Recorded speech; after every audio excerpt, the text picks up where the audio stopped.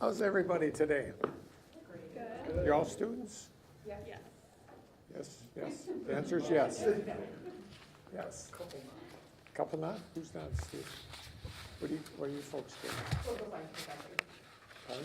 I'm a political science professor. Oh, you are? Good. I graduated from here in 2020 and I'm a student at Northwestern. What are you doing at Northwestern? My master's in public policy and administration. Well, like what we're going to talk about today. Is that what you're here? That's the idea. Good. Well, why don't we just go around and you can introduce yourselves. My name is Dane Snudden. I am part of the WBAY College Dems. I'm the treasurer. My name is James Harris. I'm a political science and democracy justice major at the co-chair of the college. See you. I'm Sam Loudy. I'm a youth organizer for the Wisconsin across the entire Fox Valley, which is very busy, but very happy to be here and graduated here as well in 2020. Great. Elizabeth Wheat, Associate Professor of Public and Environmental Affairs and Political Science. Great. My name's Raina. So I graduated in 2020 of political science and democracy and justice studies. Great. I'm the Health and Safety Chair for Student Government. Thank you. Oh, my name's Jasmine. Okay. Hi. I'm Devin. I am the co-chair and president of the College Dems branch here on campus and also a member of the SGA. Great. I'm Kelly Bella. I'm an environmental science major. I'm the secretary for the College Dems. Super. I'm Courtney. I'm a biology major and I'm in college dems. What are you wearing, Courtney? What is all that? The shirt? Yeah. It's a shirt that has shirts on it. Oh.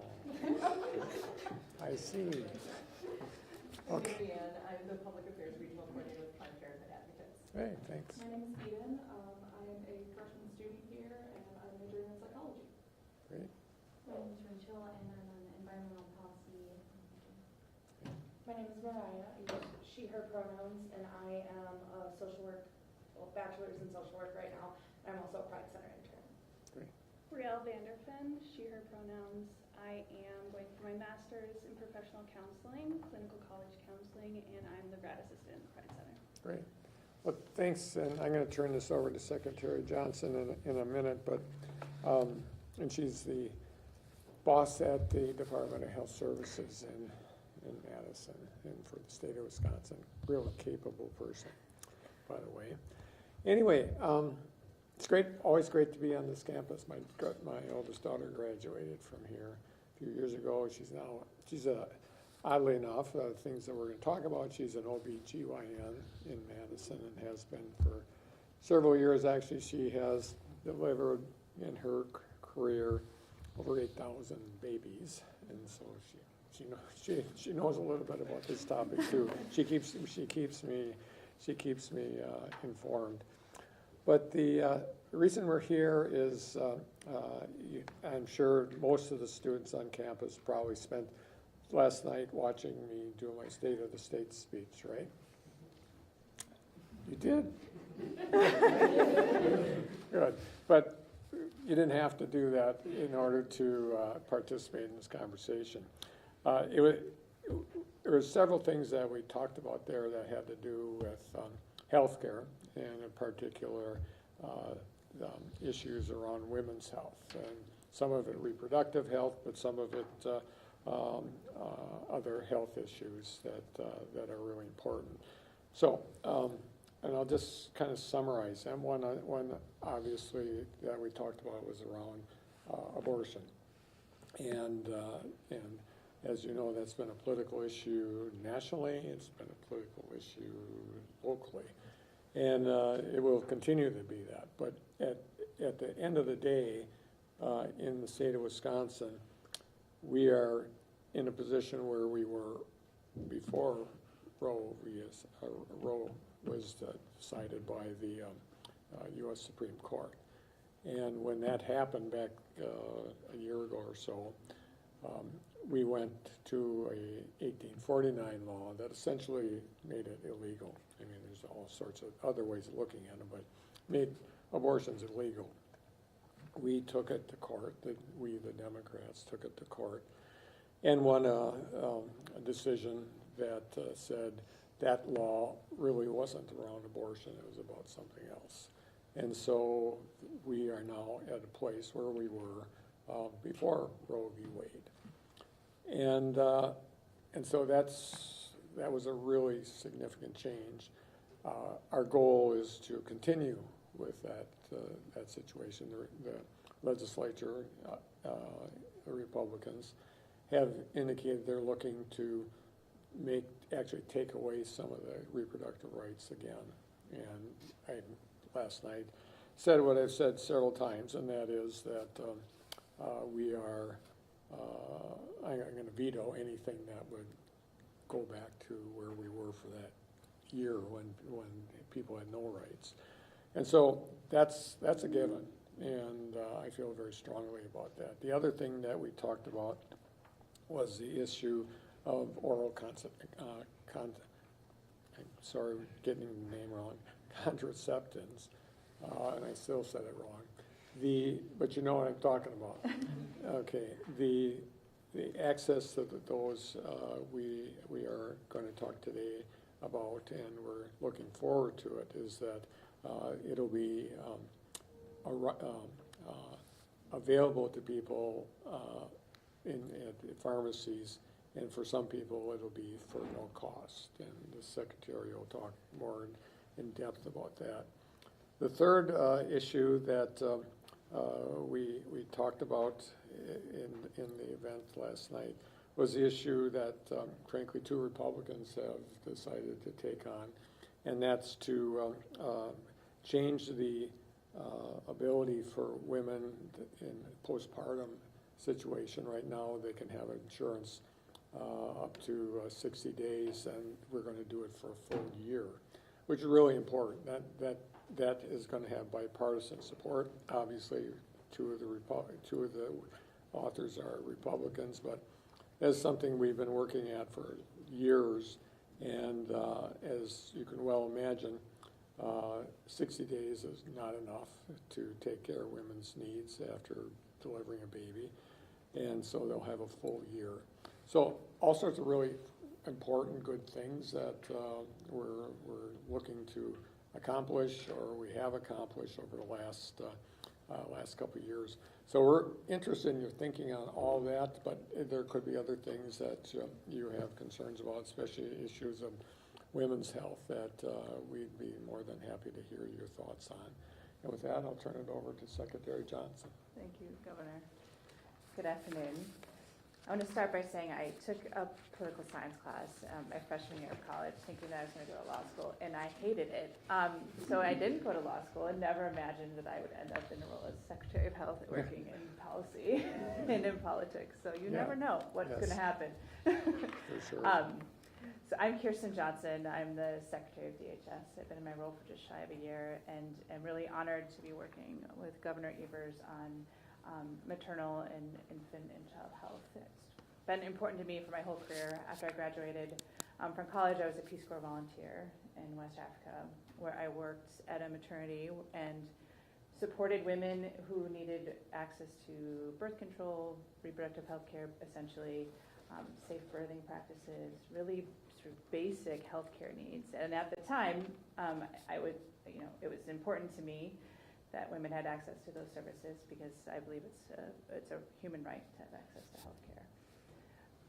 Never imagined that in my career, 25 years later, I would be trying to provide the very same services to women in the United States or in my home state of Wisconsin, which is why we're here. So last night, the governor announced that we are covering, Medicaid specifically is covering contraception, emergency contraception for women and men. It can go to a pharmacy or go to CVS, Walgreens, wherever, and pick it up off the shelf and take it to the pharmacy counter and check out. And if you are a Medicaid member, it will be at no cost to you, which is really exciting. The other piece of this is that as soon as O-pill it was approved by the FDA for over-the-counter access for birth control. It is not yet on the market, but as soon as it is on the market, we're going to do the same thing. We're going to write a standing order from our Medicaid physician at DHS so that any woman or man can go to again, pick it up off the shelf in any pharmacy and take it to the pharmacist and check out and get it at no cost, which is really exciting in terms of access to reproductive health services in Wisconsin, now a post-op. So, and then finally, like you mentioned, the 12-month postpartum bill. So knowing that women at 60 days postpartum, after having a child, I have 3 kids, there's absolutely no way I would have been able to figure out that I needed health insurance at that point in time. And not to mention you need significant additional health services after 60 days. So it's really excited about that win for women in Wisconsin because, again, access to reproductive health care is a right, and women should have, it's part of a package of access to care, and hopefully over the course of the next few months, women will be able to restore some of these things for women in Wisconsin. So I would love to open it up for questions or comments or things that you think we should know or how this might impact college students or women in Green Bay. Yeah. So what do you think are the biggest hurdles going forward, and what could an organization like the College Gems do to help? Well, the biggest issues, frankly, are political issues, and a lot of the decision-making is tied to, I hate to go way in the weeds here, but it's around fair maps. It's around the ability for to have a legislature that is reflective of the people that they serve. And, you know, there's all sorts of data to support that's hindering all sorts of things. I'll use marijuana as an example. You look at any polling on marijuana, whether it's medicinal or whether it's recreational, most of the people in Wisconsin have for years determined that that's something that they're in favor of. Well, there is no way that's going to happen with the legislature we have now, because I believe, and that's just my view as a Democrat, that we're a purple state, and that you know, my 2 wins as governor is a reflection of that. Small number of, you know, it was a landslide to me, win by 3%, and so we're a purple state, and the legislature under no circumstances looks like it's a purple state. It's because there's a massive difference between a number of Republicans and a number of Democrats. So I think it's part of the problem is that if we have maps and representation that would reflect the political will of the people, it will look a lot different, and a lot more things could possibly get done. I do believe in the case of several items, some of them that we talked about today, would happen if we had fair maps. So a lot of it, frankly, has to do with that political angle. A different kind of question with health access. Looking at some of the health equity issues, has there been discussion, particularly with Black maternal health? You know, Milwaukee is rated one of the highest in the country. Wisconsin's rated one of the highest for Black maternal mortality and infant mortality. Has there been discussion about targeted programs, particularly in lower income communities, but with Milwaukee and some other communities that are dealing with some of those health equity issues? Absolutely. So I was previously the health commissioner in the city of Milwaukee before I became the secretary. So I'm very aware of the significant health disparities that exist in Milwaukee, but also, frankly, across the state. And it's tied to poverty and other issues, racism. I mean, there's a variety of issues that are driving those disparities. I just had a meeting yesterday with my leadership team around our budget for the next biennium. And my opening leading remark was that health disparities have to be implicit in the programs and ideas that get put forward, because we really have to think critically about how do we address some of these issues, sort of at the root cause, what is driving some of these significant disparities. It's access to care, but it's also really sort of systems and historic racism. How can we leverage policies through budgets to undo some of that.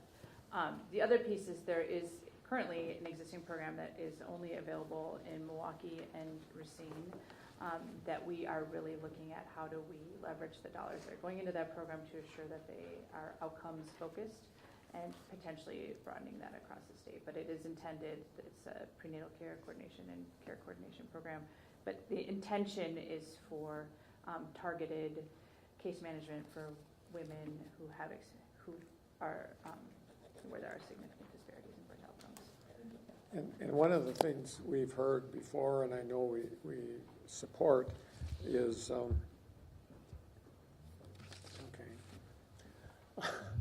secret note for me, is some of what we've heard, we were in Wausau, just came from Wausau, and they talked about the need for community health workers. And so, you know, a lot of things that we work on have to be based on trust between the provider and the person that needs help.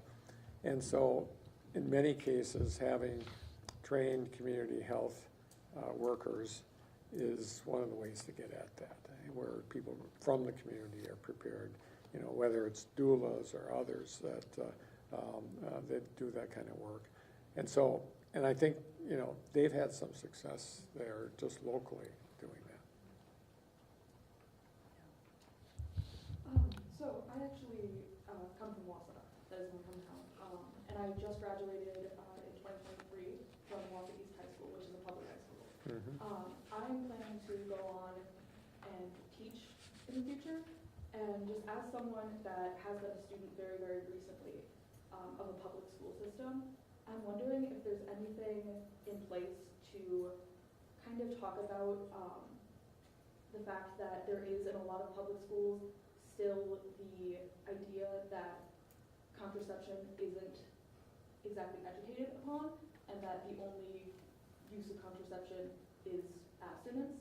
If there's anything that, like as an educator, like as a future educator, if that's like a topic. Yeah, that's a great question, especially, and I know, you know, I'm sure you're not necessarily focusing your daily lives on what happens in local school board stuff, but it's an amazing situation now where there's, you know, the politics of the day are frankly playing out in local school board races. And so can you imagine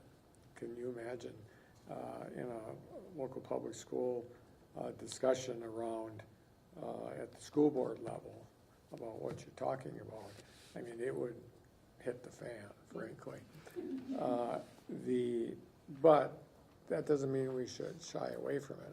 Even when I was a high school principal, we talked about that within the school walls about issues around contraceptives and things like that, and it worked. You know, these people had a knowledge base, but I'm a little concerned that, you know, people lose and win school board races based on those things. But, you know, we can't be blind to that issue, and it clearly is something we need to continue talking about. I think it's more difficult now than, frankly, when I was a high school principal 20-some years ago. And in case I just got this note, I finally realized what this says. When we talked about postpartum coverage, now it's, and I thought I had said this, but now it's 60 days, and it's going to be a full year, 365 days, so the coverage is drastically increased. I probably said it wrong, so I want to say it right. Yes? When I was a student, so I was covered by my parents' health care, but it was only for a very specific region in the state. So when I was away for school and things like that, I used the family planning only insurance to be able to obtain long-term contraception from Planned Parenthood. Would someone with that insurance be able to obtain this over-the-counter birth control? That's a good question. I don't know. I do know that college students are eligible for Medicaid coverage, and this, if, I think so. I can find out specifically, but yes. And that is our intention, is to try to make sure that college students have coverage. Right. Yes, sir. The recent redistricting of the maps within the state of Wisconsin, do you anticipate perhaps the Republican legislature, like perhaps doubling down on their pro-life choices, or maybe letting up, doubling down, just impacting that? Yeah, I don't think so. If there is fair maps, I anticipate that common sense will indicate to me that we're going to be okay in that area. Not all. I mean, there's a handful of people that reside in the legislature now who believe that any interference in some way, or any interchange with somebody's personal life or their health care is something between that the state government shouldn't involve themselves in. But there are not many that believe that. There's some. But the people that, if there's fair maps, if there's a even split between Democrats or Republicans, we'll be in a better place. We'll be in a better place. I don't anticipate that some of these things that we're talking about now will disappear. Yes, ma'am. So now we have some abortion access restored to us, but from my knowledge, even in, I think it was 2021, that access to abortion services was still really difficult. Like it was a two-step or two-appointment process. You have to wait first for your 8-week, and I believe the closest place for us was Sheboygan. So as a college student or even older, a family trying to balance how to even get access to that care. Whereas I think in the 2000s you could go to, say, Ellen or something, and I don't understand what has changed. Yeah. So I think it's multifaceted. Access to abortion services pre-DOD were, like you said, challenging. Post-DOD, the issue we're now facing is we have, even though it's now legal again in Wisconsin, there are a number of providers who are no longer providing, and then there are also health systems who are cautiously providing abortions.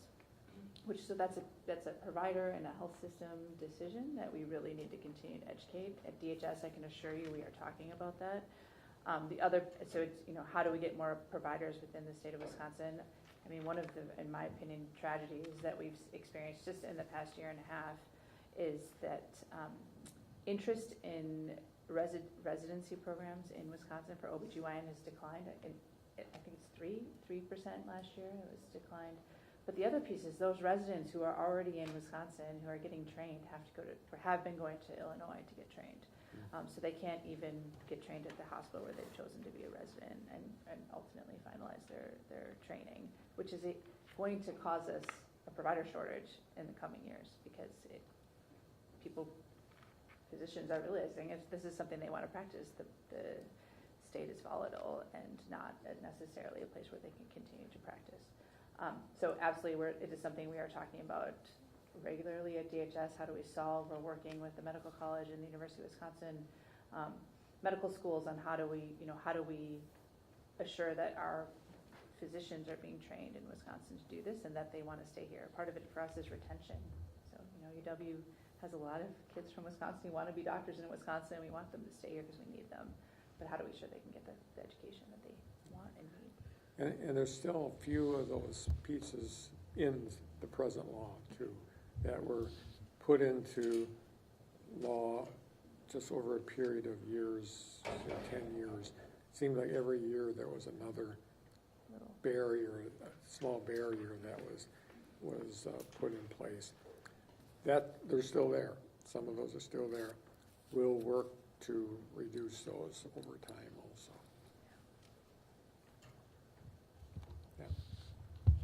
With the emergency contraception access under Medicaid, will there be any effort to increase education and access to Medicaid itself and also about these new policies that are going forward with Medicaid? I could speak specifically about, yes. So it was approved, authorized as of today, this afternoon. We have done some education immediately, obviously outreach to providers, to pharmacists, and then there is additional information going out to Medicaid members. But again, for students who are coming into the state who need access or need coverage, this is new, so it's going to take a little bit of time, but we are really hopeful that people will learn about it through a variety of ways. But yeah, there's absolutely outreach. So for those who are not on Medicaid, but also need contraceptives for medical reasons, will they be able to access those, or does that depend on their insurance? It's part of the insurance. So the way policies frequently work, especially when Medicaid includes a coverage, or in this case, paying for emergency contraception, and then once O-pill is on the market, paying for O-pill coverage 100%. Oftentimes, private insurance follows suit. So that's our intention as well, that the private market will follow. Would it be possible for hormonal or oral birth control to be available to those who need or use it for purposes other than preventing pregnancies, such as like preventing like ectopic pregnancies or like hormonal imbalances? So O-pill specifically is the only one that's currently authorized over the counter. So once that is authorized, anyone can purchase it. It is intended for birth control, but again, anyone can purchase it. And we're hoping, we were told early 2024. I'm like, okay, it's early 2024. So it could potentially be in the market as soon as, next week, we don't know. But as soon as it is. But that one specifically is the only one that's available over the counter. All the others need prescriptions by your provider.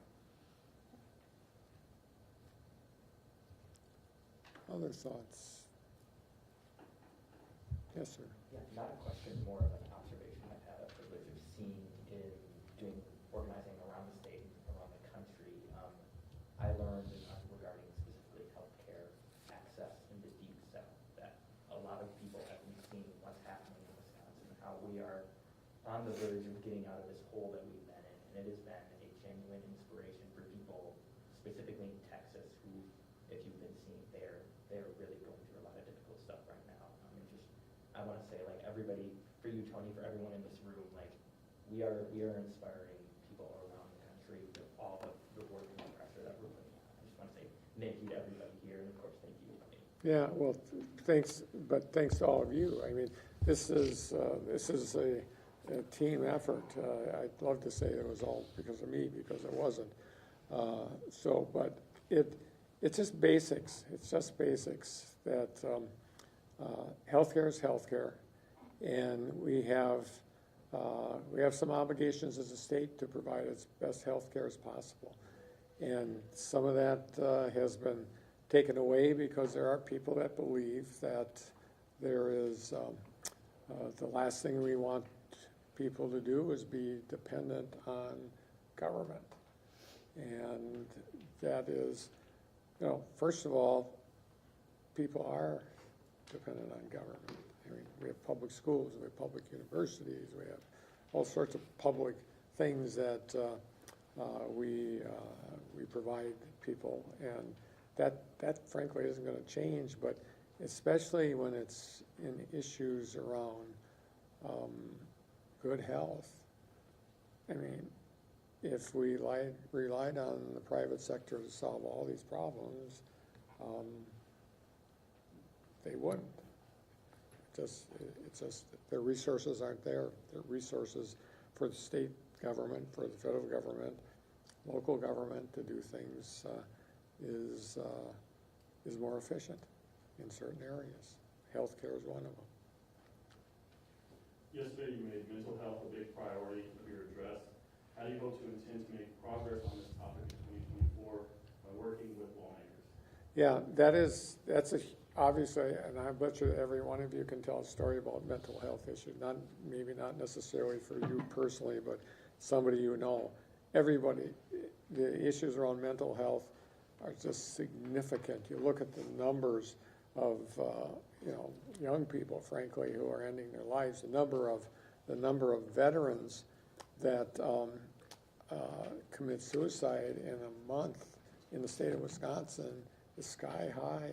So the numbers are there. People get it.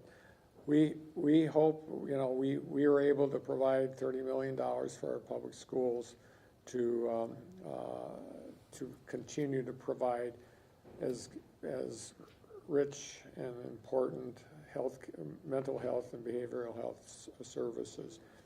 We're going to have to amp that up. We not only just for kids in high school, but we need to make sure that we have the services available for adults, for college students, you name it.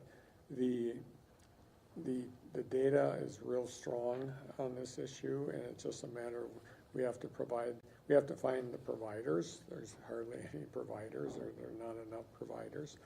But we have to do it with some urgency, and frankly, I haven't seen it yet out of the legislature, except for they've helped out in the area of public schools, K through 12. But it is continuing to be an issue. My next budget will have a significant increase in that area, and I think we'll get some of those resources going.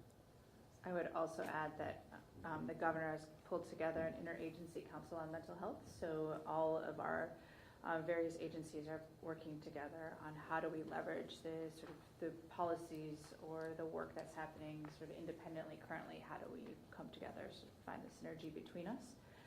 And the other piece that I want to name is a huge priority for my current Medicaid director, but also just generally is behavioral health in youth. So how do we prevent young people from coming into a crisis, a mental health crisis? So if we can stop it on the front end, it's going to cost us a lot less in the long term. So we're trying to put a lot of energy into how do we working with DPI and the schools is one way. Another is once kids get to crisis, how do we ensure that those crisis stabilization services are available and widely available across the state so that families and kids have resources? Yeah, and this is a topic that, frankly, some of our schools have taken up. I'll use Merrill as an example. Merrill High School, I visited there not too long ago, and they have, what is it, Voices? Raise your voice, thank you. I was actually, I'm also East, I was the president during my senior year. Really? So, yeah. Did you think it was an effective program? Yeah, it was really, really incredible, and I know the stuff that they're doing now this year with their current seniors and juniors, especially like the bandana project, where you would take a lime green bandana and you would go through a mental health training, and then you would be able to tie that around your backpack, and then you'd be able to, like, other students would know that you had resources if they ever needed, like, phone numbers or certain places that they could go to. And there's a lot of work too with that program. In Merrill, as an example, every Monday the group goes into an elementary school and just does positive things with kids. Just focusing on the positive, and it seemingly is making a difference. And so there are good things going on, but we have to ramp that up. No question. Yes. Time for one more. Oh. I do have a question in regards to for abortion. So I know from whenever a woman has an abortion, most of the time, they regret it. There's a lot of negative impacts. Even women commit suicide because of the regret that they have. What kind of resources can you provide for those who are really struggling, have an abortion or being forced to have an abortion without their will or consent? So abortion is just a part of reproductive health services for women that they absolutely deserve. And that decision is independent. It depends on the woman and where they are in their life. And the decision certainly is never made lightly. But I think part of this and what we've been talking about is mental health services and assuring that mental health services are available to everyone when they need them, whether it's related to childhood trauma or trauma as an adult. So that's part of making really that sort of comprehensive access to mental health services, in addition to comprehensive access to reproductive health services. It's critical. One more. One more. Yes.